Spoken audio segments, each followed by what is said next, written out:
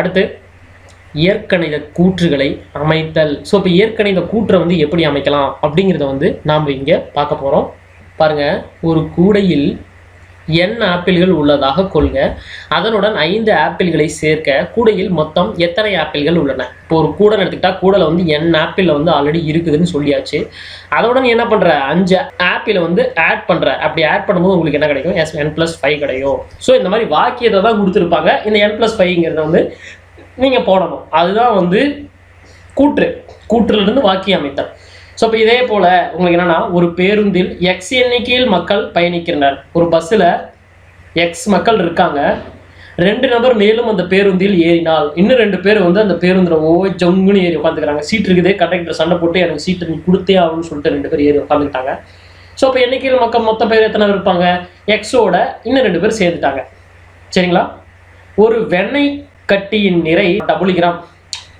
வெண்ணெய் இதுதான் வெண்ணெய். அந்த வெண்ணெயோட வெயிட் பார்த்தீங்கன்னா டபுள் கிராம். சரிங்களா? அதை வந்து கொடுத்துட்டாங்க. வெண்ணெயோட வெயிட் வந்து டபுள் கிராமு. அக்கட்டியிலேருந்து ஒரு 100 கிராமை வந்து எடுத்துட்டாங்க. சமையல் செய்கிறதுக்கு என்ன பண்ணிட்டாங்கன்னா, அதுலேருந்து ஒரு 100 கிராமை வந்து கட் பண்ணி எடுத்துட்டாங்க. போயிடுச்சுங்க, 100 கிராம் போயிடுச்சு. ஸோ 100 கிராம் போகும்போது மீதி எவ்வளோ இருக்கும்? இப்போ W-100, அதுதான் W-100 கிராம். இந்த இடத்துல நீங்கள் W-100ங்கிறத வந்து நீங்கள் போடணும். அதுதான் வந்து உங்களுக்கு இம்பார்ட்டண்டான விஷயம். இங்கே வாங்க, இப்போ ஒரு எண்ணை ஒய் என குறிப்பிட்டால் அதன் இருமடங்கை 2y என குறிக்கலாம். கண்டிப்பாங்க. இப்போ ஒரு எண்ணெய் வந்து ஒய்ன்னு இருந்துச்சுன்னா அதனுடைய இரு மடங்கு அப்படிங்கும்போது அதை வந்து 2ஆல் பெருக்கணும். அந்த ஒய்யை வந்து 2ஆல் பெருக்கணும். ஸோ இந்த 2y இருமடங்கு அப்படிங்கிறது வந்து ரொம்ப ரொம்ப ரொம்ப ரொம்ப ரொம்ப இம்பார்ட்டன்ட். ஸோ இதெல்லாம் வந்து இந்த x+2 W-100 இந்த n+5 இதெல்லாம் தாங்க உங்களுக்கு வந்து நீங்கள் ப்ராப்ளம் போடும்போது ரொம்ப ரொம்ப யூஸ்ஃபுல்லாக இருக்குங்க. அதனால தான் வந்து இதெல்லாம் நான் உங்களுக்கு நான் சொல்கிறேன். சரிங்களா?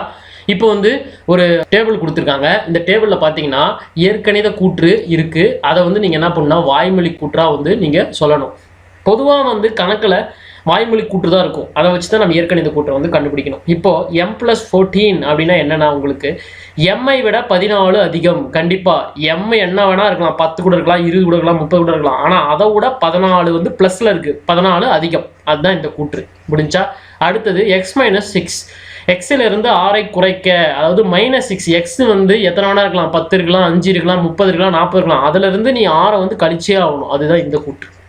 அடுத்து 3y அல்லது 3 × y. கண்டிப்பாக 3 மற்றும் ஒய்யின் பெருக்கல் பலன், 3 மற்றும் ஒய்யின் பெருக்கல் பலன் அப்படின்னு சொல்லலாம். இல்லைன்னா 3 மடங்கு அப்படின்னு சொல்லலாம். 3 மடங்கு எது? ஒய்யோட 3 மடங்கு அப்படின்னு கூட சொல்லலாம். அதான் இந்த கூற்று.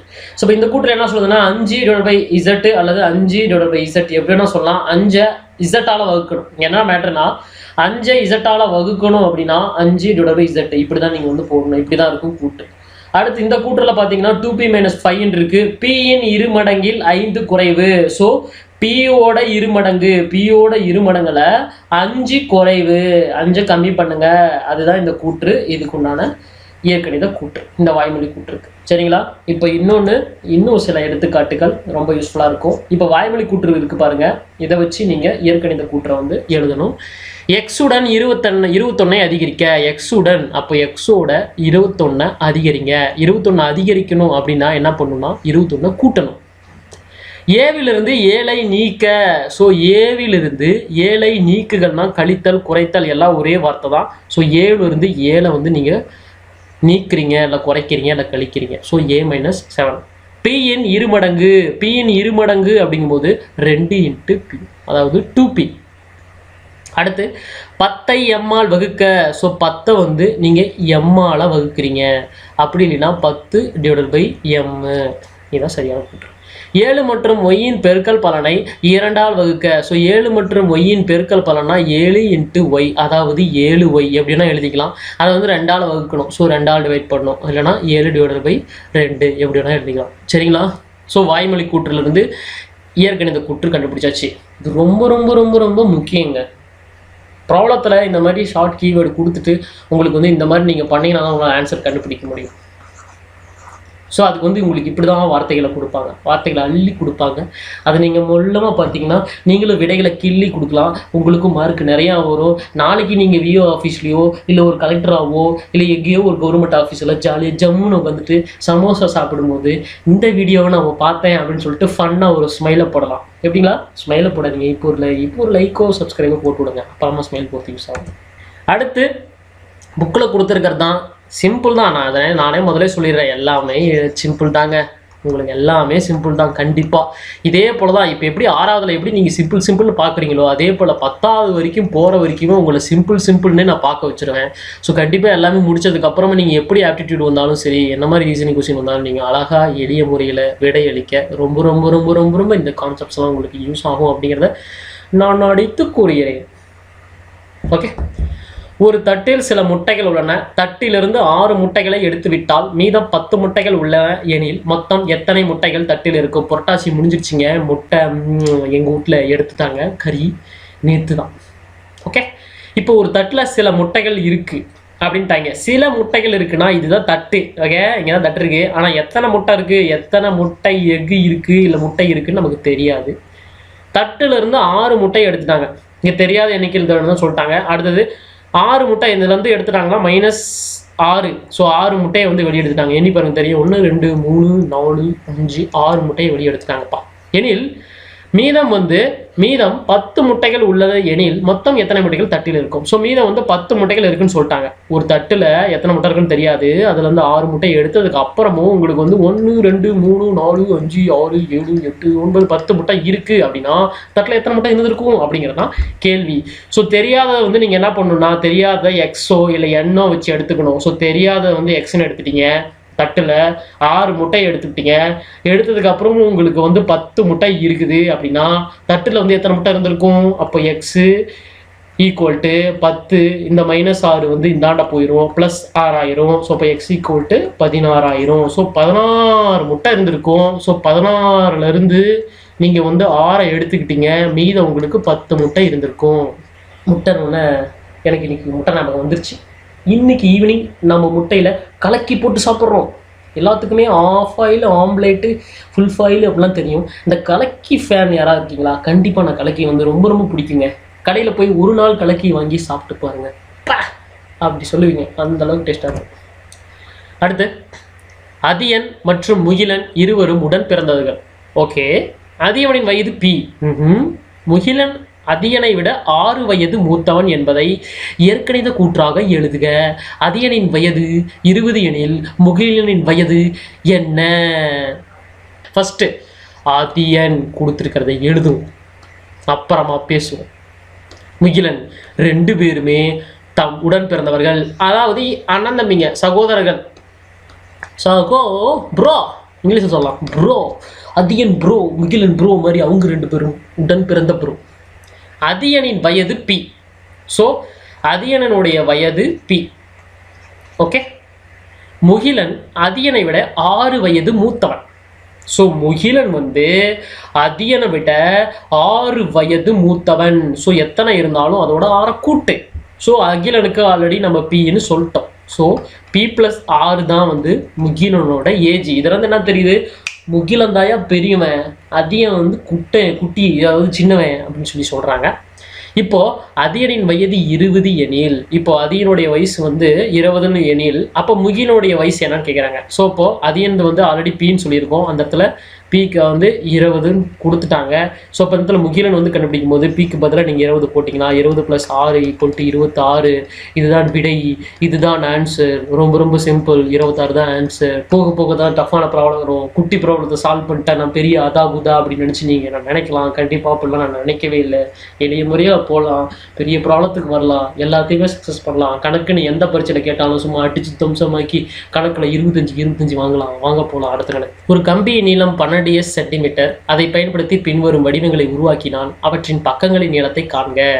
சரிங்களா? ஒரு கம்பியோட நீளம் வந்து 12 சென்டிமீட்டர் ஒரு கம்பி கொடுத்துட்டாங்க. சரியா? அந்த கம்பியை வந்து நீ என்ன பண்ணணும்னா 2 முறை பண்ணணும். ஒன்று சமபக்கம் முக்கோணமாக பண்ணணும், இல்லைன்னா சதுரமாக பண்ணணும். இந்த கொடுத்துருக்கிற கம்பியை வந்து அப்படியே முக்கோணமாக அப்படியே இந்தாண்டி அப்படியே முறுக்கி வளைச்சி அப்படியே சமபக்கம் முக்கோணமாக அப்படியே நீ வெல்டு வச்சு பண்ணிட்ட. வெல்டு வச்சு பண்ணுறியோ வெல்டு இல்லாமல் பண்ணுறியோ, நீ ஒரு முக்கோணத்தை கிரியேட் பண்ணிட்ட. இப்போ இந்த ஒவ்வொரு பக்கத்துக்கும் உண்டான நீளம் எவ்வளவா இருக்கும், நீளம் எவ்வளவாக இருக்கும், அதுதான் உனக்கு கேள்வி. ஆனால் இங்கே என்ன சொல்லிட்டாங்க, சமபக்க முக்கோணம். அப்போ எல்லா பக்கமும் நீளம் ஒரே மாதிரி இருக்கும். இப்போ மொத்தம் எத்தனை பக்கம் இருக்குது, 1 2 3, மொத்தம் 3 பக்கம் இருக்குது. கொடுத்துருக்க கம்பியோட நீளம் வந்து 12s. அப்போ 3 பக்கத்தால் டிவைட் பண்ணுங்க, வகுங்க, உங்களுக்கு என்ன கிடைக்கும், 4s கிடைக்கும். ஸோ இப்போ ஒரு பக்கத்துடைய நீளம் 4s. ஸோ இப்போ மீதி 3 பக்கம், மீதி 2 பக்கம் நீளமும் 4s தான் இருக்கும். ஸோ 4s அப்படிங்கிறது விடை. இது படாச்சு. அடுத்து சதுரம். சதுரம் என்னது, சதுரத்தை போடுங்க ஃபஸ்ட்டு. ஏடா சதுரமாவது இல்லைங்க, இது சதுரம் தாங்க, நான் சொல்கிறேங்க, இது சதுரம் தான். சதுரம் வந்து 4 பக்கம் வேணாம், நிறைய பேர் சண்டை போடுவாங்க. சதுரத்தை நம்ம இங்கேயே போடுவோம். என்னங்க நம்ம டயக்ராம் வந்து ரொம்ப கொடுமையாக தான் வருது. ஸோ சதுரம் வந்து 4 பக்கம் இருக்குது. ஸோ அந்த கொடுத்துருக்கிற கம்பியை 4ஆக வளைச்சி நீங்கள் வந்து சதுரத்தை ஆக்கிட்டீங்க, வெல்டு வச்சோ எப்படியோ பண்ணிட்டீங்க. அப்போது அந்த 12s கொடுத்துருக்க நீளத்தை கம்பியில் 4ஆக டிவைட் பண்ணி பார்த்தீங்கன்னா, வகுத்து பார்த்தீங்கன்னா உங்களுக்கு 3s கிடைக்கும். அப்போ ஒரு பக்கம் 3s. சதுரம்னா கண்டிப்பாக எல்லாமே சமந்தான். இப்போது ஒவ்வொரு பக்கமும் 3s 3s 3s 3s இருக்கும். ஸோ விடை 3s. சரிங்களா? ஸோ இதுவும் கண்டுபிடிச்சாச்சு. இப்போ அடுத்த கேள்வி. கோபால் கர்ணனை விட 8 வயது இளையவன். அவர்களின் வயதிலும் கூடுதல் 30 எனில் கர்ணனின் வயது என்ன? கர்ணா பாவுங்க, சிவாஜி செத்துட்டாருங்க. சரியா? கோபால் கர்ணனை விட 8 வயது இளையவன். கோபால் கர்ணன். கோபால் கர்ணனை விட 8 வயது இளையவன். ஸோ 8 வயது. கர்ணன் வந்து நமக்கு வந்து என்ன பண்ணிக்கலாம், தெரியாததுக்கு மாறி உள்ள இன்ட்ரடியூஸ் பண்ணியாச்சு. கர்ணன் இப்போ யார் இன்ட்ரடியூஸ் ஆகிறாங்க, கோபால், அப்புறம் கர்ணன், சிவாஜி, அதுக்கப்புறம் மாரி, தனுஷ். ஸோ எல்லாமே இதில் இன்ட்ரடியூஸ் ஆகிட்டாங்க. சரி, இப்போ கர்ணனை வந்து நம்ம என்னன்னு வச்சுக்கலாம். அப்போது கோபால் வந்து கர்ணனை விட 8 வயது இளையவன். ஸோ இளையவன்னா என்னது, சின்ன பையன். ஸோ இப்போ இளையவனுங்கும் போது மைனஸ் வச்சுக்கலாம் 8. ஸோ இப்போ இந்த கர்ணனுடைய வந்து நமக்கு என்னன்னு தெரியும். சரி, அதனால் n கொடுக்கலாம். ஸோ n-8 தான் கோபால்து. இப்போ அவர்களின் வயதுகளின் கூடுதல். ஸோ கோபாலோடைய வயசு கர்ணனோட வயசுடைய கூடுதல்னு கேட்குறாங்க. அப்போ ரெண்டுமே ஆட் பண்ணும். அப்போது n-8 ப்ளஸ் n, கோபாலோட வயசு ப்ளஸ் கர்ணனோட வயசு எவ்வளோ கூடுதல் வந்து 30. அவங்களோட 2 பேர்த்தோட வயதுகளுக்கு கூடுதல் 30 என்ன, கர்ணனோட வயசு என்ன, அப்படிங்கிறத கேள்வி. ஸோ இப்போ n-8 ப்ளஸ் என்னன்னா 2n - 8 = 30. 2n = இந்த -8 இருந்தால் நான் போகும்போது 30 + 8 ஆயிரும். அப்போ n = 38 / 2. அப்போ n = 19. So n = 19. ஸோ கர்ணனுடைய வயசு 19. ஸோ 19 வயசான சிவாஜியை போட்டு தட்டிங்களா பாதிக்கலாம். அடுத்த கேள்விக்கலாம், டயக்ராம் கேள்விங்க. இதெல்லாம் தான் சொன்னேன், இதெல்லாம் பேசிக்ஸ்ங்க. இதில் வந்து கண்டிப்பாக நீங்கள் வந்து ஒரு ஐடியாஸ்லாம் வந்து இதில் கண்டிப்பாக உங்களுக்கு புரிஞ்சிருக்கும் அப்படின்னு நினைக்கிறேன். ஸோ இந்த ஐடியாஸ்லாம் வச்சு நீங்கள் பெரிய ப்ராப்ளம் போகும்போதெல்லாம் ரொம்ப ரொம்ப ஈஸியாக இருக்கும். நம்மளும் பெரிய ப்ராப்ளம் போகிறோம். இங்கே பாருங்க, இங்கே வந்து ஸ்டார் இருக்குது, அப்புறம் சிரிக்கிற பொம்மை இருக்குது, ஸ்மைலின்னு சொல்லுவாங்க. அந்த ஸ்மைலி இருக்குது, நான் எழுத மாட்டேங்குது, எழுதுது. அப்புறம் என்ன இருக்குது, ஒரு முக்கோணம் இருக்குது. மொத்தமாக 3 பொம்மை இருக்குது. இங்கே வேல்யூ பார்த்தீங்கன்னா இங்கே ஒரு வேல்யூ இருக்குது, இங்கே ஒன்று இருக்குது, இங்கெல்லாம் இல்லைங்க. ஸோ இதெல்லாம் தான் நீங்கள் கண்டுபிடிக்கணும்.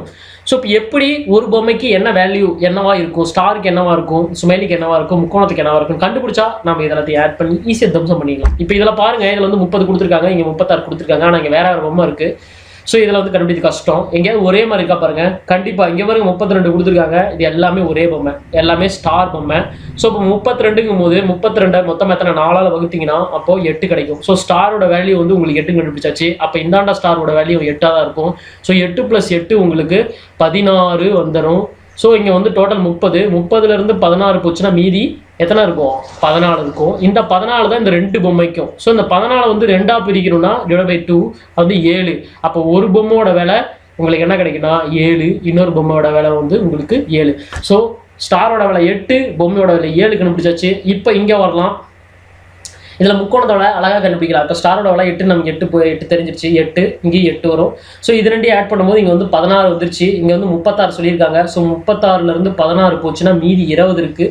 ஸோ இந்த 20 வந்து நீங்கள் கண்டுபிடிக்கணும். ஸோ இந்த 20 வந்து இந்த 2க்கு நீங்கள் ஸ்ப்ளிட் பண்ணி கொடுக்கணும். அப்போ 20/2 அப்போ வந்து 10. ஸோ ஒரு முக்கோணத்துக்கு 10, இன்னொரு முக்கோணத்துக்கும் 10 தான் வரும்.